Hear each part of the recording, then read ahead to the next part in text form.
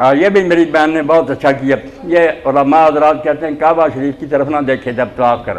بالکل جھوٹ بولتے. کعبہ شریف کو اگر دیکھے آدمی پھر رہا اور ساتھ ساتھ دیکھ بھی رہا کوئی بات نہیں. اور جب حجر اسود پر جائے تو یہاں تو ضرور اتنا وقفہ کرنا, اگر نہیں پہنچ سکتا منہ حجر کی طرف کرے اور اللہ اکبر کہے, اتنا تو سٹاپ کرنا. اس لیے آپ کعبہ شریف کو دیکھیں, میزاب رحمت کو دیکھیں. اور ایک دعا میں پڑھوں گا, وہ یہ نہیں کہ آپ سارے پڑھیں اور مفہوم ذہن میں ہونا چاہیے.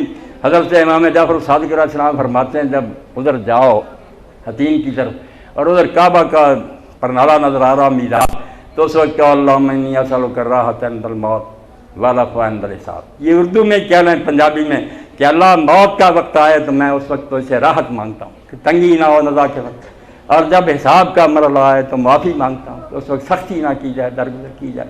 موت کے وقت نرمی اور حساب کے وقت درگزر اور آسانی. ایسی دعائیں جو آپ اپنی زبان میں پڑھیں, رتی چھوڑ دیں. جی میری بیٹی پوچھیں.